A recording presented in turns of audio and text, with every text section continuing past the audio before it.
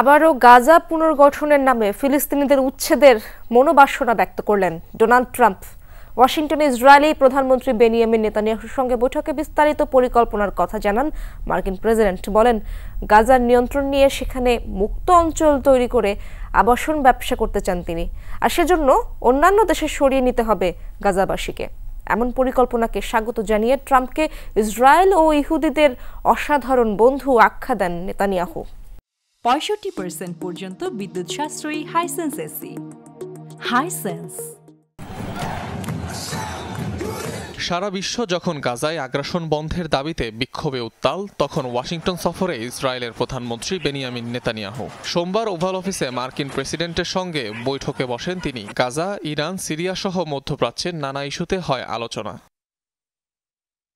বৈঠক পরবর্তী সংবাদ সম্মেলনে আবারও পুনর্গঠনের নামে গাজার নিয়ন্ত্রণ নেওয়ার ইচ্ছা প্রকাশ করেন মার্কিন প্রেসিডেন্ট। ফিলিস্তিনিদের অন্য দেশে সরিয়ে আবাসন ব্যবসার কথা বলে আরও একবার উস্কে দিলেন সমালোচনা।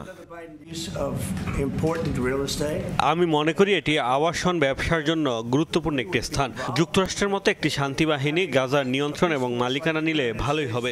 ফিলিস্তিনিদের বিভিন্ন দেশে সরিয়ে নিলে একটি মুক্ত অঞ্চল পাওয়া যাবে। প্রচুর দেশ রয়েছে যারা আগ্রহী, সেখানে প্রতিদিন মানুষ হত্যা করা হবে না। যথারীতি মার্কিন প্রেসিডেন্টের পরিকল্পনার প্রতি সমর্থন জানান বেনিয়ামিন নেতানিয়াহু। গাজা সংস্কারের দোহাই দিয়ে বাসিন্দাদের উচ্ছেদের পক্ষে সাফাই গাইলেন তিনিও। আমরা গাজাবাসীকে অবরুদ্ধ করে রাখিনি, তারা যেতে চাইলে কয়েকটি দেশ তাদের গ্রহণে আগ্রহী। এটি সঠিক হবে, কেননা গাজা পুনর্নির্মাণে অনেক সময় লাগবে, আর এ সময়ে তারা বিকল্প বেছে নিতে পারে। গাজার অন্তত 21 লাখ ফিলিস্তিনিকে জোরপূর্বক অন্যত্র সরিয়ে নেওয়ার মার্কিন পরিকল্পনাকে কয়েক সপ্তাহ আগেই প্রত্যাখ্যান করেছিল আরব লীগ সহ মুসলিম দেশগুলো।